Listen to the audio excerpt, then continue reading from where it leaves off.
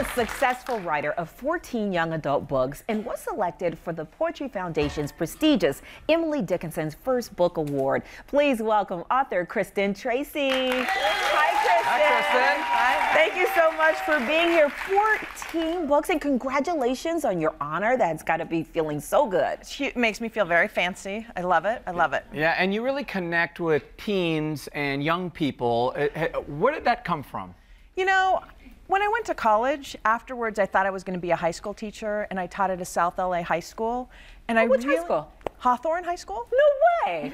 I know that high school. Yeah, and so I taught there, and it was really hard. It was hard, and I thought that I don't know that I have the boundaries for this. Right. But I still wanted to tell them stories, to be involved. Like, I liked that age. I liked the idea of everything's still possible. And I like telling funny stories. And so when the opportunity in my life came, that I thought, you know, I'm going to write a book. Like, that's who I wanted to write a book for. Right. And so. And when you say you like telling funny stories, you really have a story of your own that's not funny in any regards. In fact, very, very painful. But out of that pain, you decided to turn it into something purposeful. I did. So when I was young, when I was 7, my family, we were involved in a car accident that killed my younger brother. And my mother was pregnant at the time, and we thought we were going to lose the baby, but we didn't. But then 14 years later, she was killed in a car accident. And it is the grief, the sudden loss, the impact. You just can't prepare yourself and 2 for times over. It was devastating. Yeah. But you start to look around, and my family was so sad. And I was like, you know, somebody has to cheer us up. And so it really flipped a switch in me. I became very performative, and I wanted to remind everybody there's still so much joy in the world. And so I still feel like I do that mood-lifting work in my family. Like, I help bring them up. Yeah. So when I started writing stories and the poetry, like it delivers humor. Right. Who brings you up?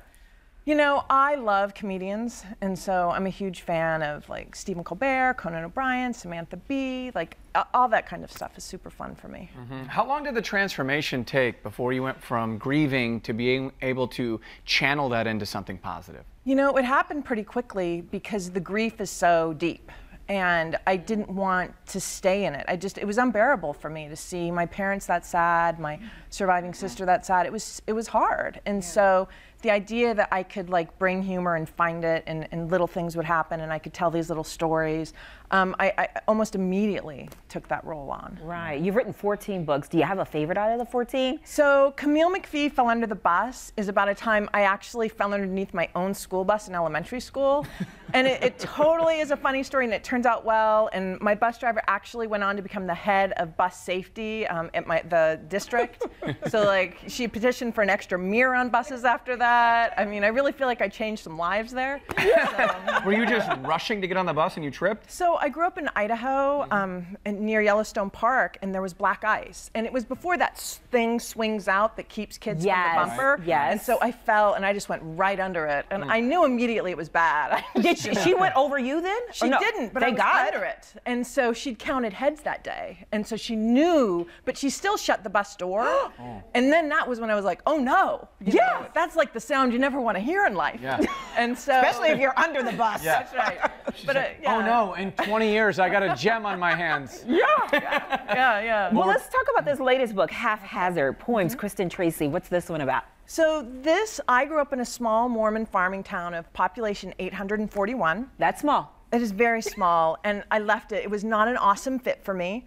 And so I went to Los Angeles, I went to Loyola Marymount, and I started writing poetry. And the poems are about leaving Mormonism, but they're also I was a waitress in Vermont. There's funny poems about that in there. Bears, because I grew up around in a news loop where everyone was being attacked in the summers. And so that's, well, in Yellowstone Park, it was just the tourists do not keep a safe distance between the animals. I learned that bear behind you's fake. There you go. Thank you. We're just about out of time, but tell us why you're in town. I know you're in town for a Poetry Foundation reading. So tonight at 7 p.m., I'll be reading from the book, Haphazard. The title poem, it was just in the New Yorker, so I feel super fancy about that too. And I was given the Emily Dickinson First Book Award from the Poetry Foundation. Congratulations. So well deserved. Yes, fantastic work. Thank you so much, Kristen. Her new book, Haphazard, is in stores now, and she is doing that reading tonight at the Poetry Foundation at 7 p.m.